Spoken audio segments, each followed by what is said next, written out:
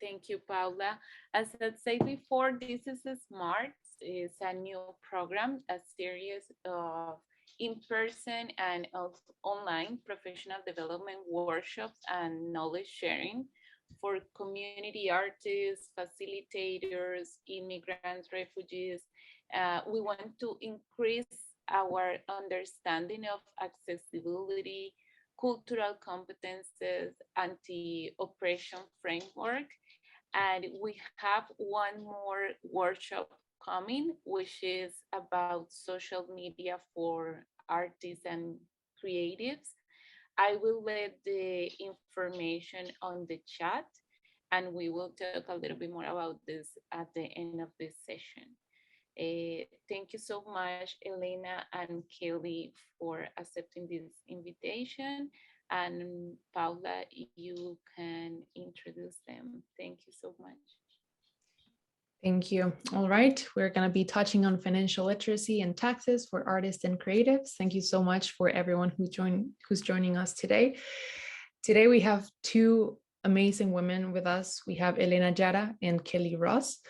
Elena will be taking over the first component of the workshop, and Kelly will be taking the second part. For now, I want to introduce Elena.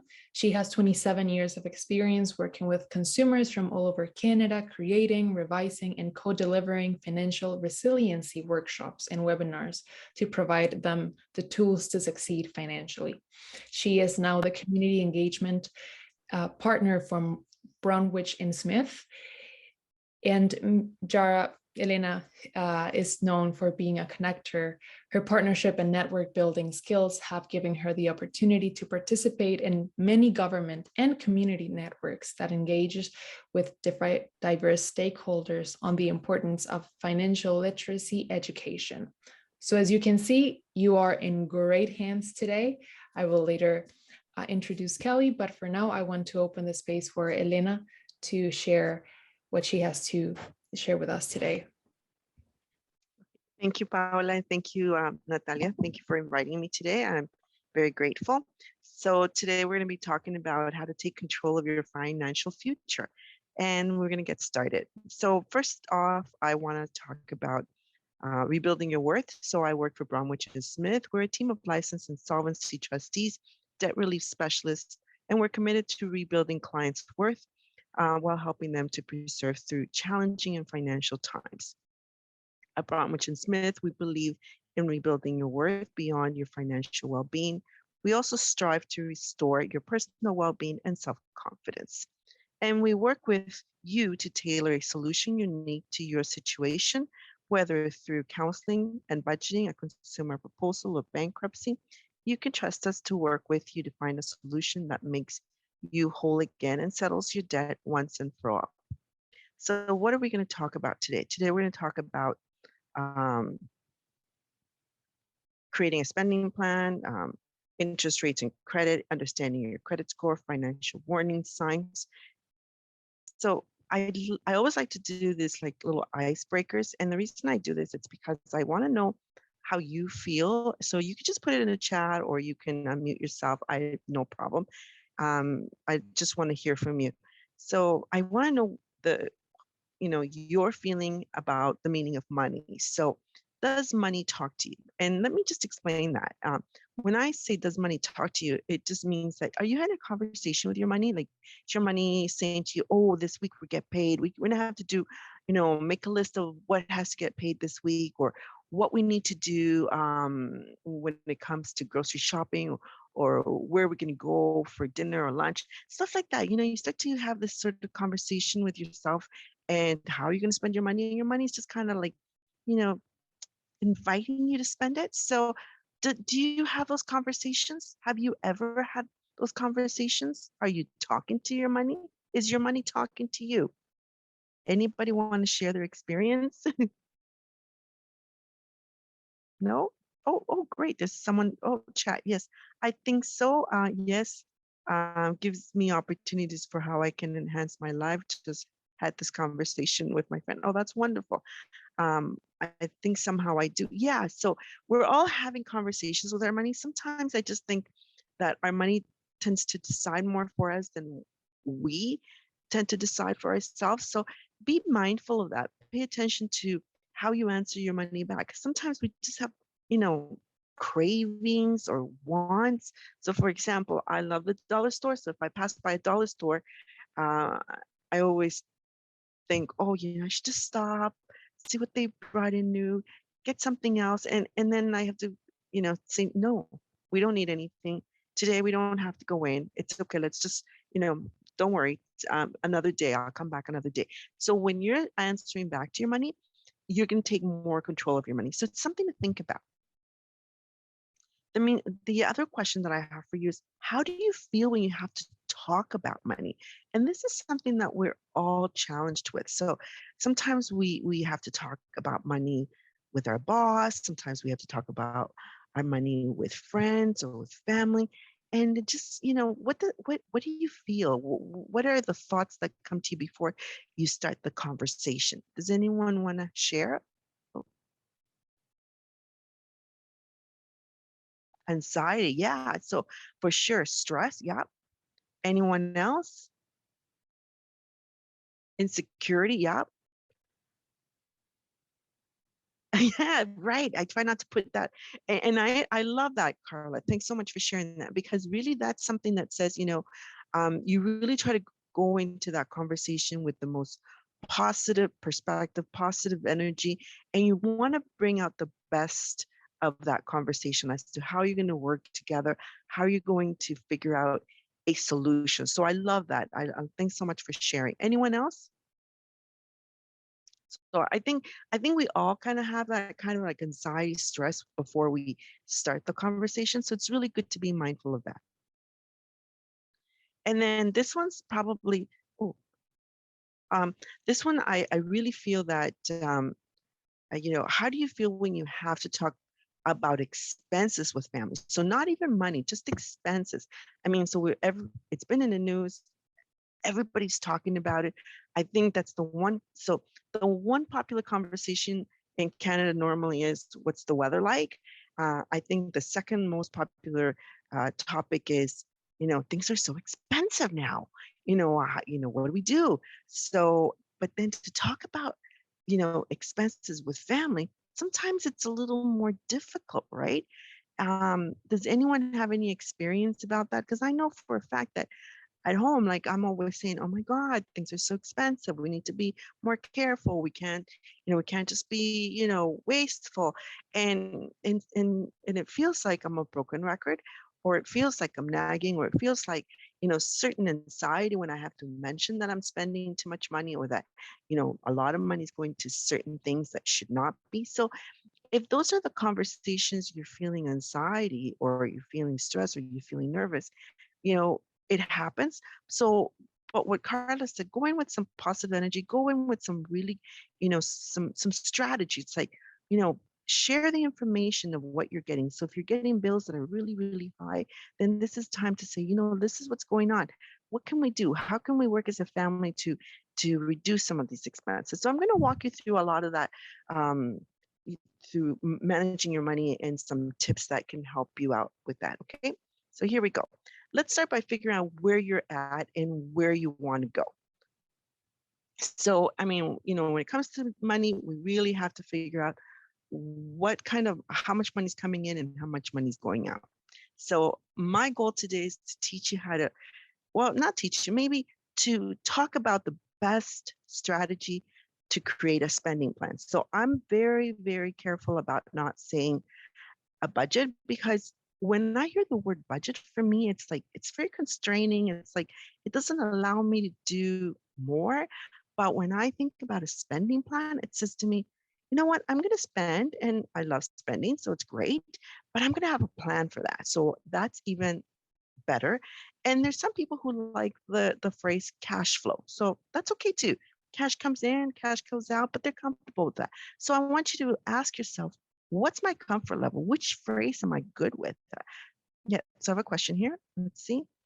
I love that. Oh, thanks. So I want you to ask yourself, because the moment you are comfortable with one particular phrase, you are going to feel like, wow, you know what? I'm okay. Because whatever you do, when it comes to your money, it really, allowing you to take more control over. And that's what you want to do, is you want to take control. So when you say, I have a spending plan, you have control. When you have a budget, you have control.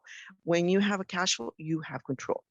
So this is a 4-step plan. So we're going to talk about each step separately. So bear with me. Here's the first one. How much money's coming in? So you really need to sit down and add everything up, write everything down. So whether you have a full-time, a part-time, whether you babysit and get paid cash, you write everything down. If you have children, you get child tax credit, you put everything down.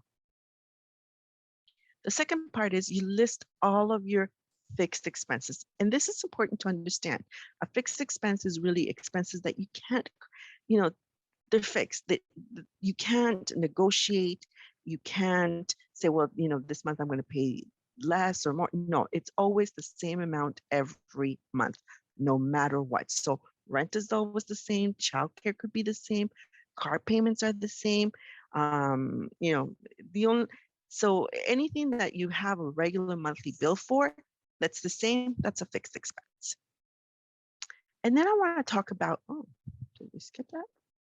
I want to talk about variable expenses. And this is probably my favorite part. So what I created was a fake budget for you, a fixed spending plan with the idea of what I think are the basics of what people are spending. And this is pretty much what during COVID, what I've been doing anyways, and I have been overspending. So for example, some of your flexible expenses, and again, this is where you decide where, when, why, and how.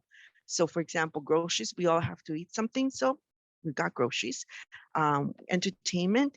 And I know that during COVID, we didn't go out to clubs, we didn't go out for dinner, but we still had some sort of entertainment. So we were ordering in, we were spending more money on movies, streaming, all that sort of stuff, and other stuff. So whatever entertainment you had, that was still there.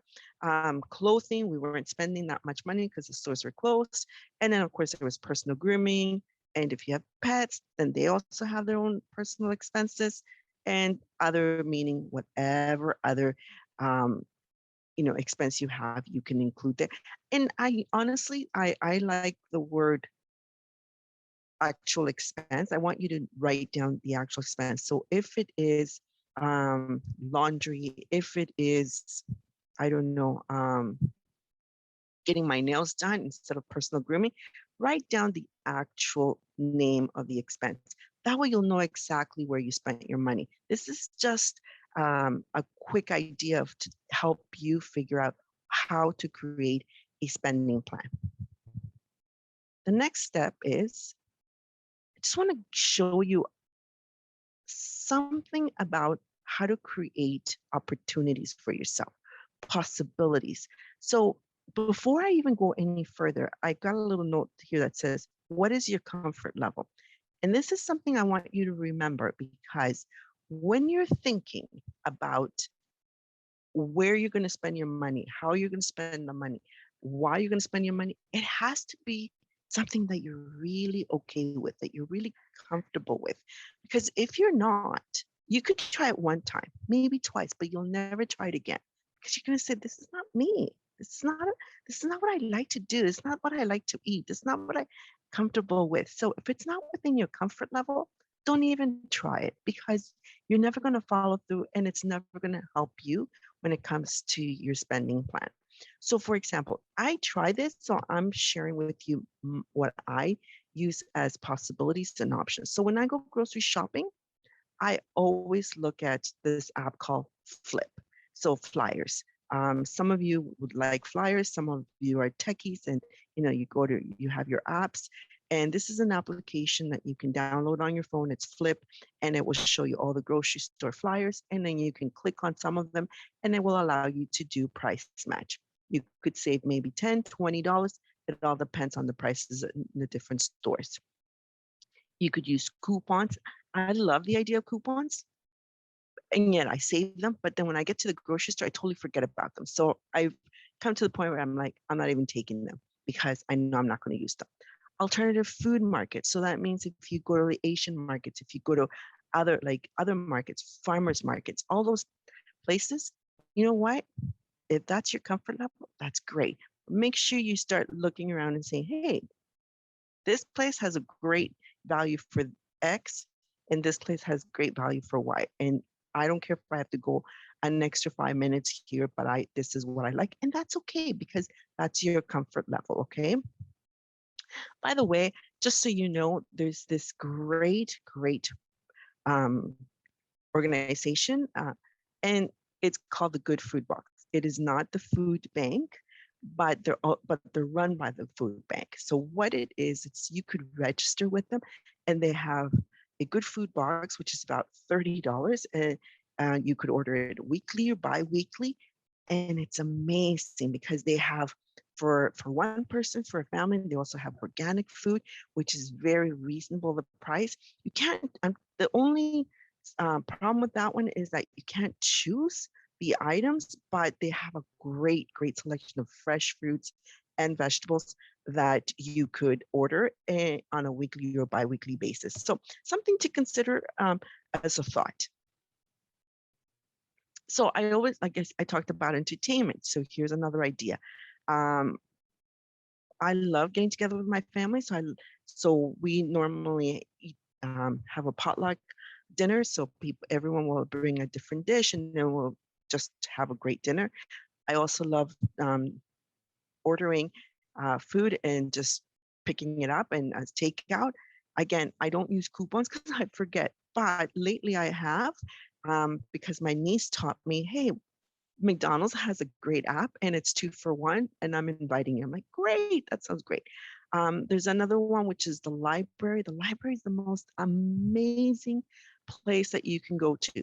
So if you have your library card, and if you live in Toronto, they have a lot more features than they would outside of Toronto. But if you want a library card from Toronto, if you work in Toronto, if you study in Toronto, then you can go to the library and show them the documentation, and you can get a library card from the city of Toronto.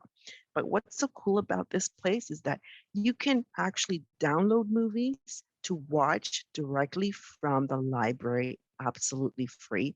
You can download magazines. And the really cool thing about it, it's like Netflix. They have all the latest movies, so it's really cool. Then you have clothing, and I love clothes, love it. So I especially love end of season because I like to buy certain styles that I know they're going to last me for a long time because they're the classical stuff. I also love outlet stores. One of my favorite stores, I have to say, it's Costco. I love going to Costco. They always have great stuff. I always wait 3-4 weeks after they brought out the stuff, and then I normally get it on sale. So I end up buying a pair of pants for like $9.97. Again, it's up to you. What's your comfort level? If that's your, if you're comfortable wearing something like that. If not, that's okay too. So think about, what's your comfort level when it comes to clothing. If you like the high end, that's okay. Just make sure you budget for that. I love thrift stores too. I've never done really swap because it's different, but thrift stores, I love it. I go to a few of them. They always have amazing stuff. I've gotten some tops and purses with the tag, and I'm like, woohoo, this is great. And then of course there's personal grooming. During lockdown, I learned to color my hair, but now I'm going back to the hair salon. It's up to you. What's your comfort level, right? If you're okay coloring but not cutting your hair, that's perfect. You could always go visit the hairstyling schools, use some coupons, Groupons, perfect. So I just want to make sure that once you've done all that, it'll give you a really good idea of where you're at. So here's something that I want you to think about. Once you've added up your total income, less your fixed expenses, less your variable expenses, and I'm just going to use this for a second. So here, this is the area that once you've done all the work, you're going to be able to do the math. So you'll have the total of income, less fixed expenses, less variable, and then you're going to have the amount that's either left over or you're short on. So it's going to give you a really good idea, where's your money going? And that's really what you want. You want to make sure you know exactly where all your money's going. I love talking about spending plans because it's just allows you to see exactly where your money's going, how to track it. Oh, I have. Yeah. Oh my God, that's so great. Madixi, thanks so much for sharing that. So Avida students, you know what? They're the best schools. There's also Vidal Sassoon, which is downtown. They all have this program. And a lot of the the schools, like whether it's hairstyling, naturopath, acupuncture, all of those schools, they offer student rates. So keep that in mind. I know, right? So this is perfect. I love that. Marisa says, they don't touch your hair until the teacher says it's okay to, it's safe. That is so important. So true. All right. I love that. Thanks so much for sharing. So now that we've seen that, I want to make sure that you guys understand that, when it comes to your spending plan, it's all about you. It's not about anyone else. It's not about your money. It's about what's your comfort level and what you're going to do about it. Oops. The other thing too that I love to talk about is how to sort your money, because I love to have cash. And the reason I love to have cash, because for me, I have to touch it. When Tap came out, I thought, oh, this is so cool. I'm just going to start tapping away. And then I realized that I was spending way more money than I normally did. And I thought, well, what happened? What changed? I normally am very good with my money. And then I realized it was like all this tapping, right? Because I felt like a millionaire. It made me feel like a millionaire.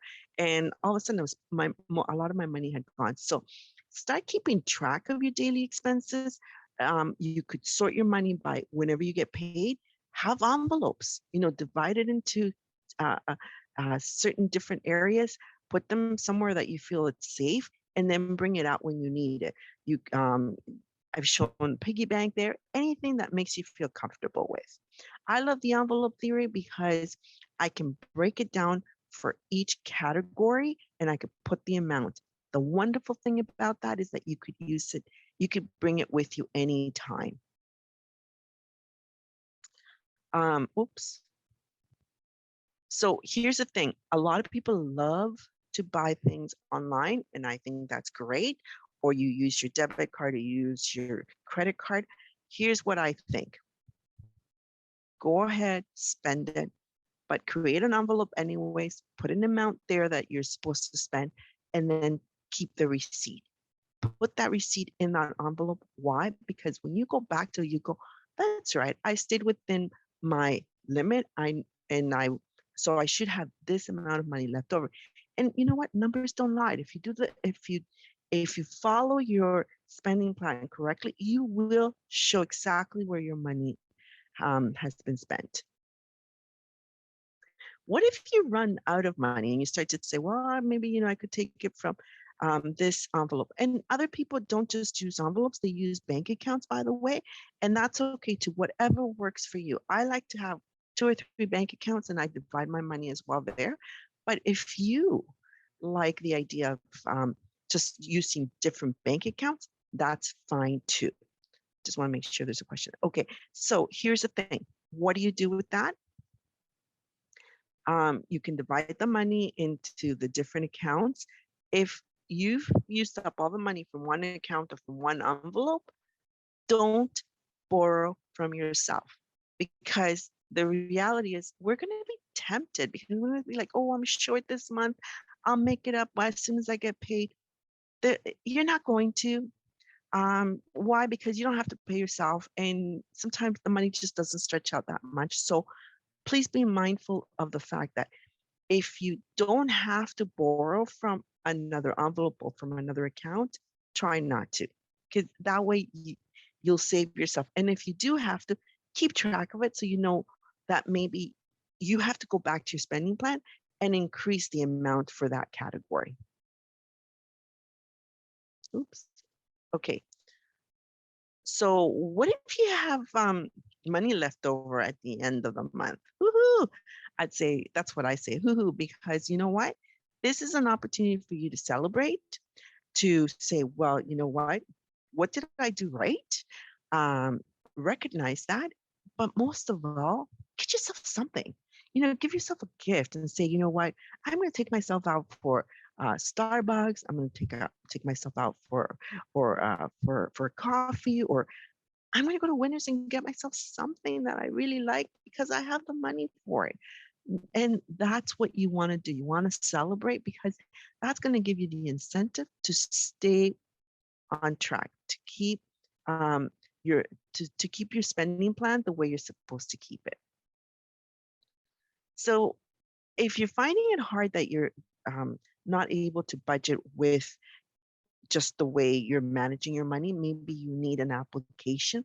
Your own bank has different applications that can help you start keeping track of your daily expenses. You can download it directly on your mobile phone. It's up to you. There's tons of other apps that are being offered, but just, try whatever works for you. I'm old school, so I like to write everything down. And lately I've transitioned to Excel, which kind of makes me feel good because it does the adding for me. So I'm like, this is not bad. And then I keep track of it too. However, we'd love for you to use Bromwich and Smith's budgeting form. And why is that? Because it really helps you. You can put all the information down. It will add it all up for you. And the amazing thing is, you can actually print it and you can keep it, and you can always come back as many times as you like, and you can alter the numbers. So it's a great app. So here's what you'll see as well. You'll put your income, your expenses, and you'll be able to track absolutely everything. Like I said to you, I love budget planning. There's tons and tons of applications. If you know what, if you want to simplify, get yourself a little book from the dollar store and just write everything down on a day-to-day basis. And you can always go back and forth. And because you get to carry it with you and you don't need to rely on your phone, it's yours. And you can go back to it and review it all the time. Just like I said, everything adds up. And I want to make sure you understand that when you're keeping track of your daily expenses, you're going to know where your money's going. I love to talk about credit and interest rates. And the reason I want to do that is because I really want to make sure you understand what happens when you have debt. So here's some quick questions for you. What's the first thing that comes to mind when you think about debt? Does anyone have, like, what do you feel? What do you think when you start thinking about debt? For me, I feel nervous because I'm thinking, I got to pay this back as soon as possible. What do you feel? What do you think about when you're thinking about debt? I'll let you guys can answer on the chat, or you can tell me out loud, whatever works for you. So I'll let you do that. Oh, great. Ooh, nice.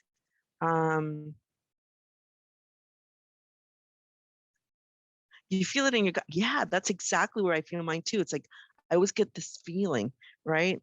Wondering how you're going to repay. Yeah, of course. And these are really good points, because you're not alone. Everyone feels a little bit overwhelmed when it comes to owing money to other people. Yes, I need to repay it as soon as possible. Absolutely. So here's some questions for you, and let's see how much you know. So true or false? Can a creditor come to your house? True or false? Can a creditor call your neighbor? True or false? Do creditors report every month to the credit bureaus? True or false? So here are the answers.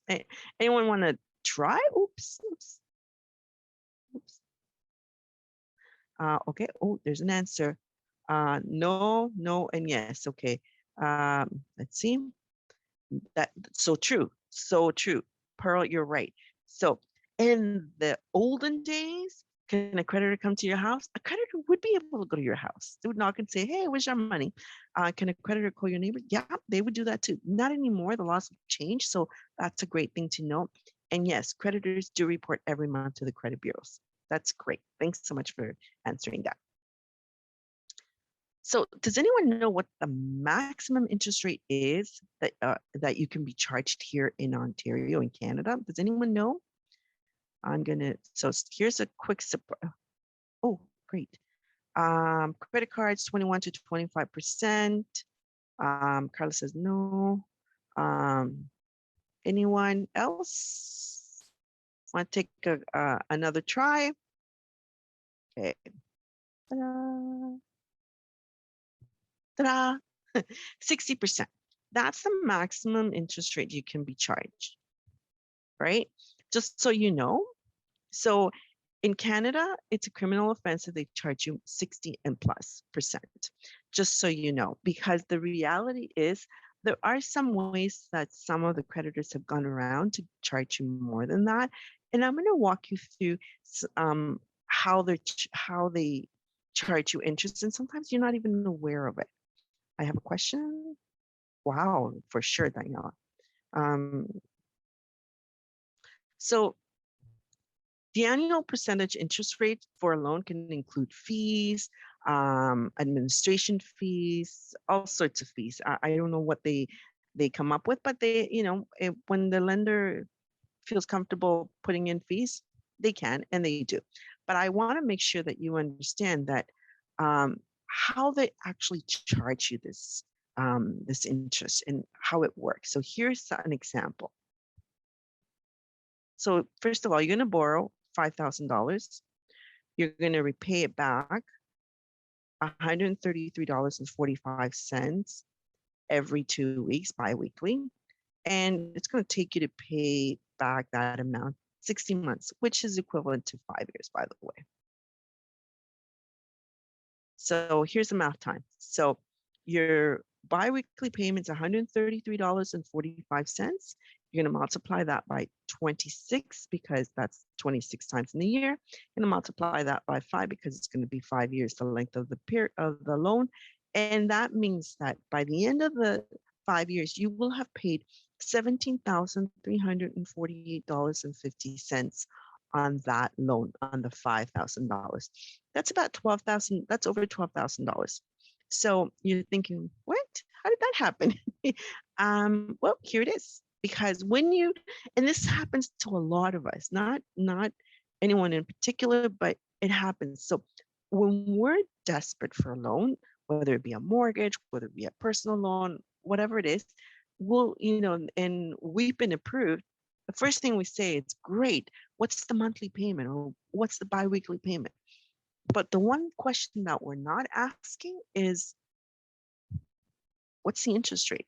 What are the fees? What else is included in this payment? And that is one of the questions that we need to ask. So be very, very careful that next time you go out and get a loan, ask, what's the real cost of this loan? Ask, I want a breakdown of what the real cost is. And whoever's giving you the loan will have to show you exactly what they're charging you, the interest rate, and all the other costs that come with it. I want to make sure. So when we did the math, it actually turned out to be about 45%, this loan. So that's a phenomenal amount. So I just thought I'd share that with you. What else is happening out there? So people sometimes are really, really, going through difficult times. Life is hard and they need money. So what are they looking for? They're looking for extra money. So they're looking for alternative financial services that can help them, just get over that difficult time. And so I want to make sure you understand that if you're ever in that situation, again, how much is this going to cost you?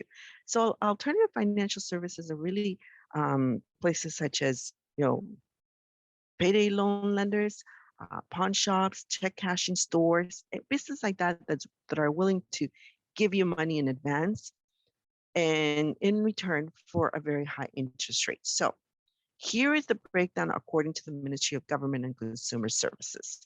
If you were to borrow $300 for the next 2 weeks, okay, it's going to cost you $45 just in 2 weeks. If you were to borrow that same amount in a credit card, it's going to cost you $6.15. Now, what happens with the payday loans is that sometimes we just can't pay it back. So we have to keep rolling over the loan. So now we have two loans, or, maybe I need to borrow more money. So now it's $90. So I got two loans, $600, but I'm paying $90 at the end of the 2 weeks. But if I were to use my credit card, I'd only pay $12.29, right? And it just goes on and on. So I've known people who've had like 6, 10, 12 payday loans. And you can just imagine that most of their payments are only going to the fees. It's not really going towards the actual outstanding debt. So please be mindful that if you're going to borrow money, ask, well, how much is this going to cost me? Where else can I, get a loan? Or maybe my credit, should I think about my credit card? What should I do? So those are really important questions to ask. Anyone have any questions, any concerns when it comes to this? Because I know this is really important. And I know that we're always, going to have an emergency. So this is why when you're having this spending plan, put, a category for emergencies. Make sure you include that. Even if it's $5, pay yourself that. And you'll see that, within, at the end of the year, you'll have maybe $200, $300, but you'll have some money just in case. So here's how payday loan interest works. If you were to borrow $100 for a period of 2 weeks, and you, of course, I said that you pay $15.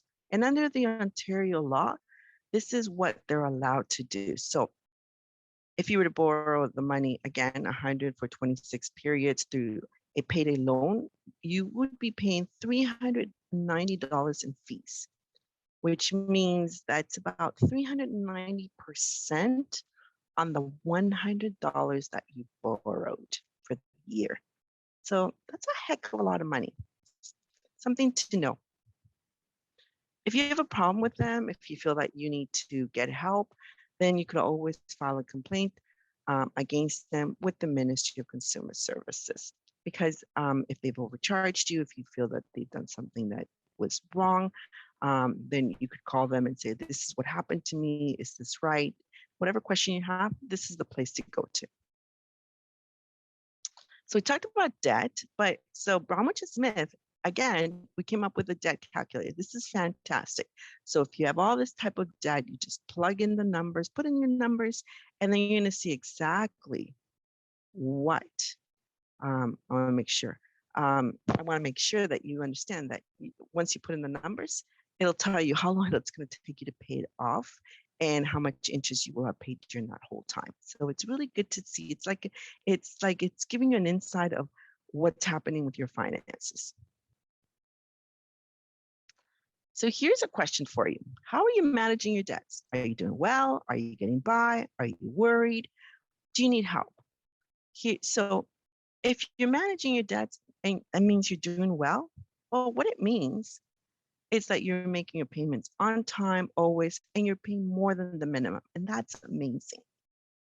If you're just getting by, it just means you're making the minimum payments, and that's not really managing because you're kind of just barely making it. If you're getting by, you're finding a way to clear your debts, but you're not managing. So be careful about that, okay?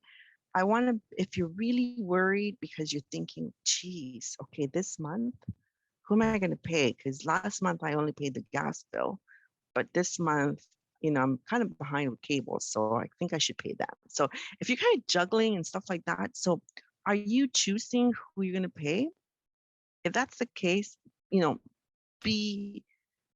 it's time to, those are like warning signs. Something's happening. What's going on with your finances? So just in case you didn't know, but I just thought I'd share this with you. If you have a credit card that has a certain due date, but it just doesn't, fit into your payment schedule or when you get paid. So you could always call the credit card company and have them change the date to a date that best suits you. So if you get paid, if your due date is on the 12th and you get paid on the 15th, you can ask them to change it to the 17th so that it gives you that breathing room so that you get paid and then you can make your minimum payment or whatever payment you have to make towards your credit card. All you have to do is call the credit card. You're not going to get penalized. They're happy to hear from you. They want to help you. So keep that in mind. So if you're managing your debts and you need help now because you're really stressed out, maybe you're not managing your debts, right? You're getting phone calls, you're getting texts, you're getting letters, or you're getting emails. So something's not going well. So this is the consequence of not paying your debts back. Bill collections are sending you, sorry, let's take a step back.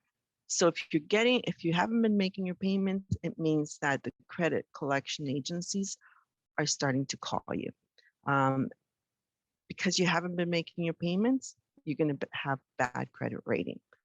Because you haven't been making your payment, there's going to be repossession of collateral.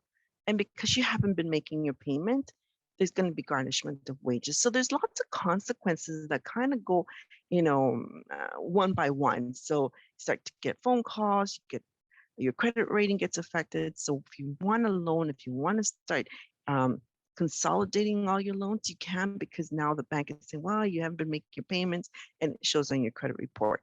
And then, as mentioned before, there's repossession. The garnishment of wages really can't happen until the creditors have said, that's enough, we're suing you, we're taking you to court, and we're going to get a judge to put a garnishment of wages for you. So that means that they'll get a letter from small claims court or regular court saying that, yes, they can go ahead and garnish your wages. That letter will go directly to your employer, and the employer by law will have to start to take the money that they were told to take, which is a certain percentage of your gross income, and that money will be rerouted to the creditor, just so you know.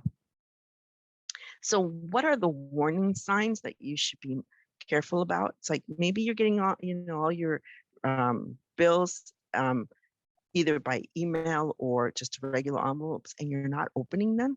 That's a sign you're not sleeping well, you're fighting a lot with a partner or family, you get lots of phone calls. Those are all warning signs, and that's telling you that there's a problem. So please be in mind. Just, keep in mind, if you're having this kind of problems, you need to start paying attention to that. I know time is kind of tight, so I'm going to go right into the credit report, credit score. So where can you get your credit report and credit score? You can get it at TransUnion, Equifax. In Canada, we only have 2 credit bureaus, and that is TransUnion and Equifax. If you want to get your credit report for free, you can go to Rate Hub, Borrowell, Credit Karma, Mogul. Those are other companies, and those companies are alternative lending companies as well. So if you do register with them, you will also be getting a lot of texts saying, hey, we got this promotion going on for a loan or a line of credit. So just know that you will be receiving extra emails or texts from them. The great thing about all those places that I mentioned earlier is that it is free. You can get it immediately, and it doesn't have any effect. It doesn't impact your credit bureau because it's considered a soft inquiry, which just means that because you are the person who's inquiring for your own file, it does not affect you. This is, 10 years ago, we were only interested about the credit rating. Now we're only interested in credit score. So I'm going to briefly go over this. Credit rating, it's about you. It's just a quick snapshot of what's happening with the type of credit you have. So it's divided into 3 categories, and that is open account, revolving, and installments. An open account is an account where, like an American Express, it's a charge card. You have to pay the full amount at the end of the month. A revolving account is an account like a Visa, a MasterCard, where you can carry a balance and you just have to pay the minimum payment. And installments would be like a car loan, a personal loan, or you have to make regular monthly payments, and they're always the same.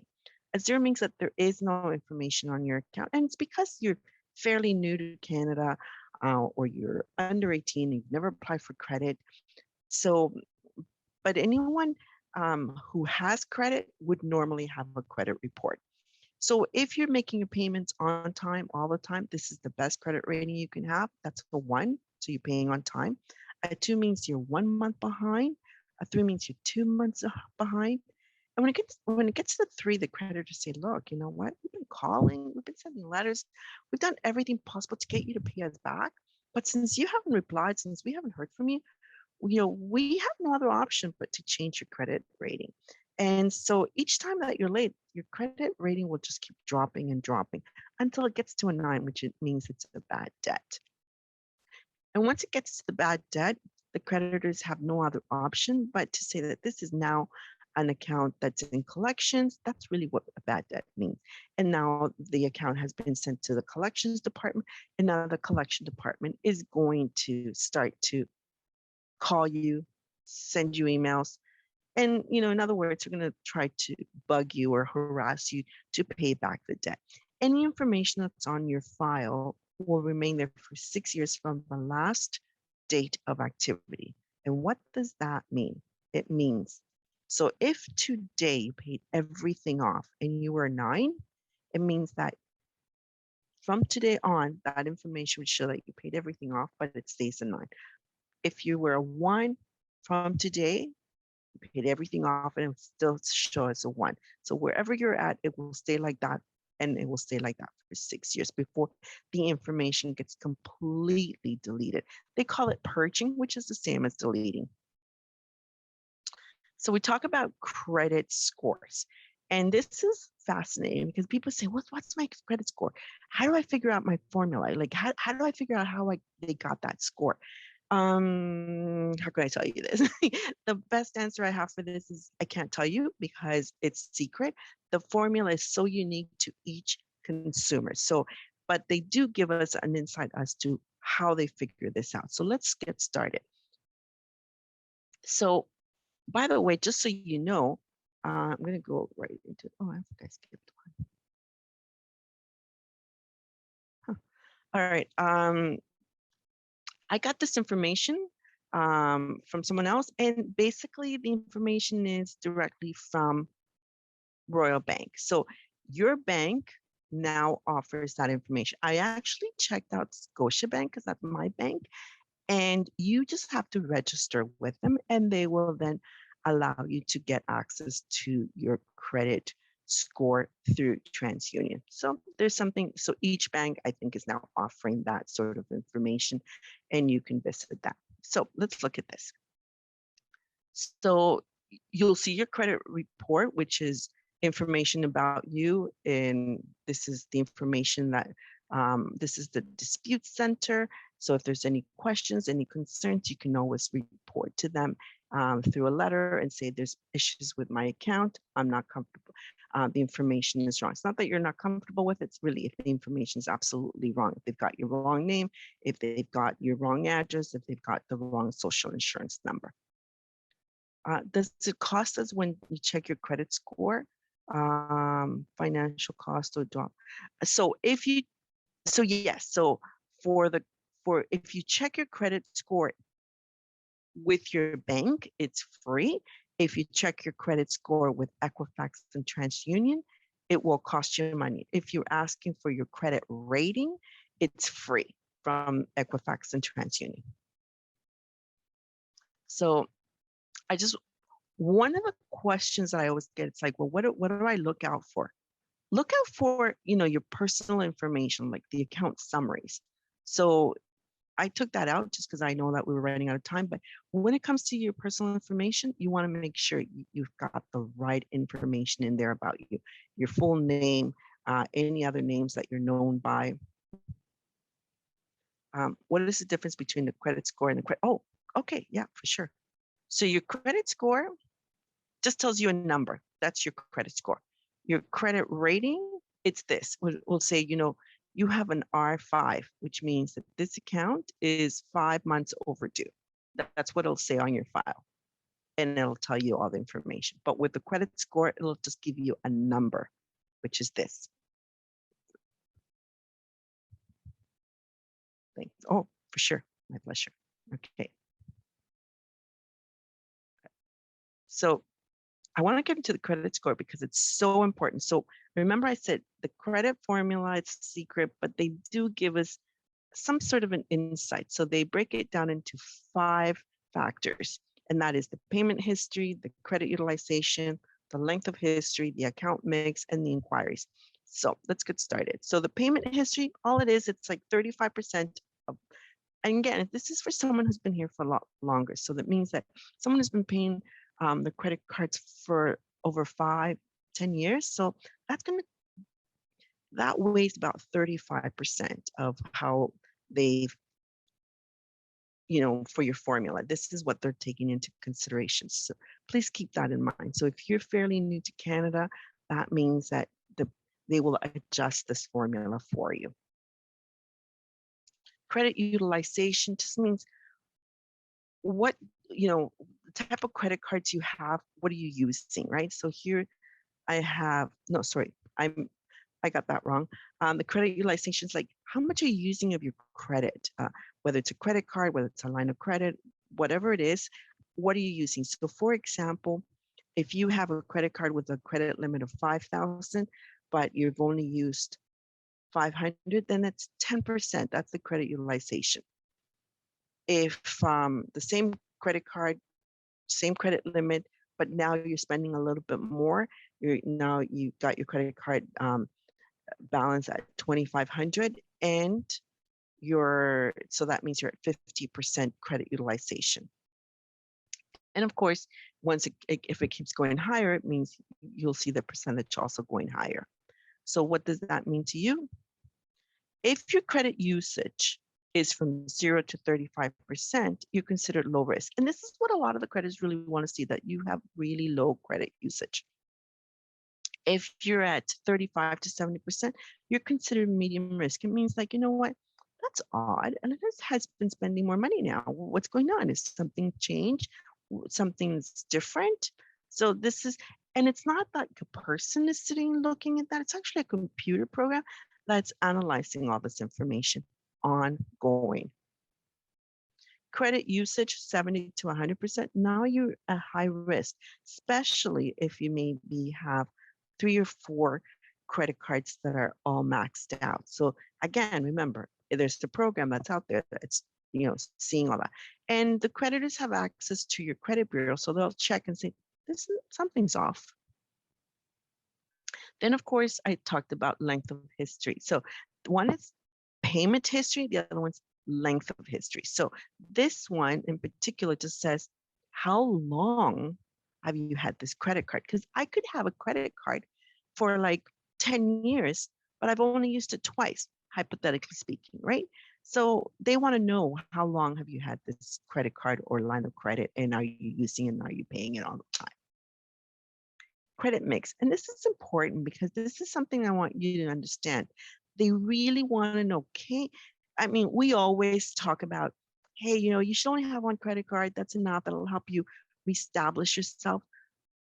But again, part of this formula is saying, well, you have a credit card, you have a car loan, and you have other services that are reporting to the credit bureau, and we can see that you're managing. This is helping us see that this consumer is managing all those different types of credit. So here you could see that kind of information, right?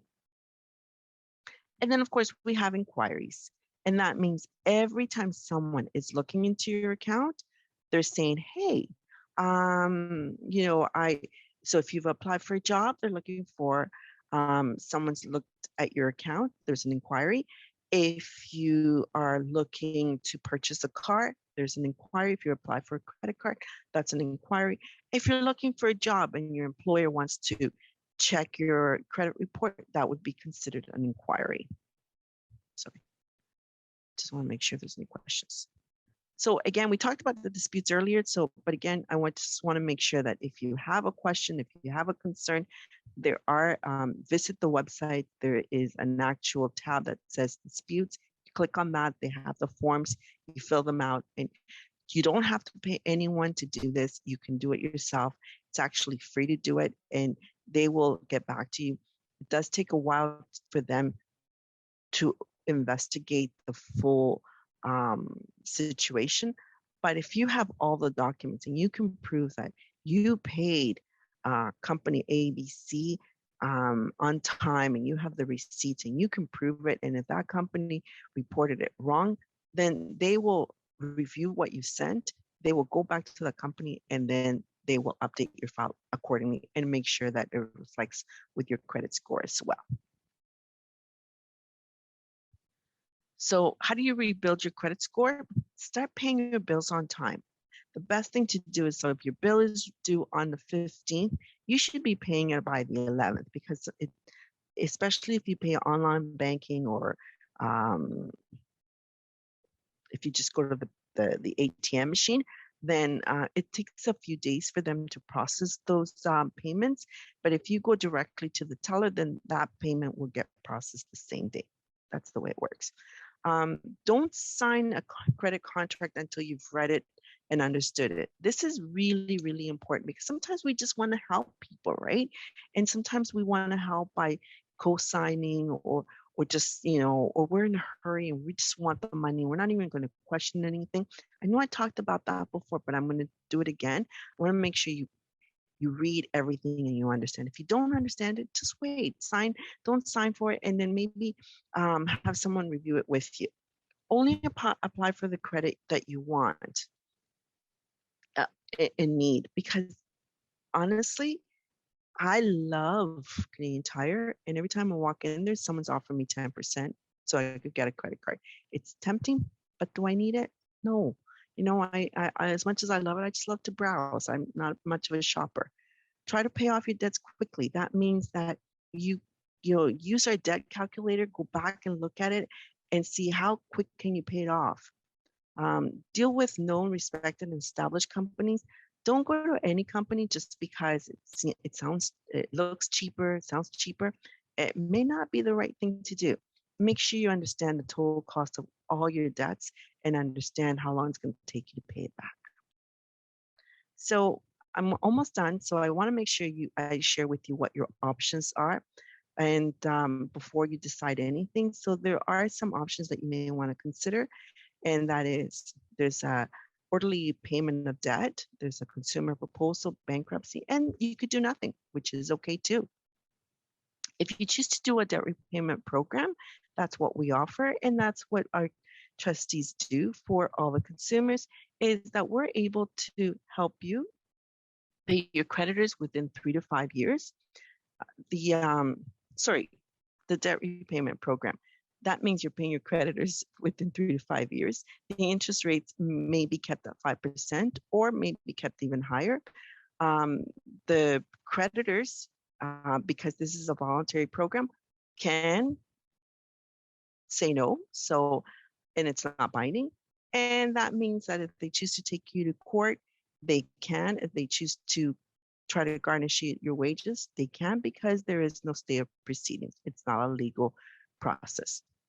If you do choose to do a consumer proposal, and that's what we do, there is a stay of proceedings, which means that they can't take legal action. All legal actions can be stopped. So if there was any garnishees, we would be able to have that stopped as well. There would be a forced settlement on creditors, which means that based on your situation, the trustee will look at it and say, this is what the client is able to pay back, and then they would force that on the creditors. You would be able to keep all of your assets. You can pay lump sums, which means that you can pay it off any time, and you're allowed to pay this debt within a monthly basis. And you're actually going to pay back less than what you owe, but more than what would be for bankruptcy. So if you choose to do a personal bankruptcy, all assets are given to the trustee. That means that the trustee will take into consideration absolutely everything. Certain assets are exempt from distribution, and that means that this really depends on which province you're in. So if you're in Ontario, it would differ from that from BC or Alberta. So please make sure you talk to the the trustee that and understand exactly what that means to you based on the province that you reside. Sorry, I have a question. I have to leave now since I start class. Oh, sorry. It was so good to have you. Thanks, Daniela. So let's say you were to win the lottery, you would have to, you, that would also belong to the creditors. Monthly payments are based upon income, and this process would take 9 months, or it could take longer based on, again, your income. Typically, it involves at least the least amount of money recovered to the creditors, and certainty of process, but not certainty of outcome. So it just means that the creditors can fight a little bit more, can try to take you to court. So what do we specialize in assessing finances and tailoring that solution to you? It's your situation is unique, and what we want to make sure is that we treat it as so. So we will look at it from the credit counseling perspective, credit and debt mediation, negotiations, consumer proposals, and bankruptcies. I want to thank you. I know I've taken a little bit longer than normal. And so if you have any questions, any concerns, I'm here for you. You can always reach out to us. You can follow us on Facebook, Instagram, YouTube, and LinkedIn. Our phone number is there. And I will be sharing this PowerPoint presentation with Paola. So please feel free to ask her for this. Thank you very much. Absolutely. I will do that too. I will send that information to them. You're very welcome. All right. Okay. Thank you so much, Elena, for all the information. It was very valuable. With that, we finish our financial literacy component. Thank you so much again.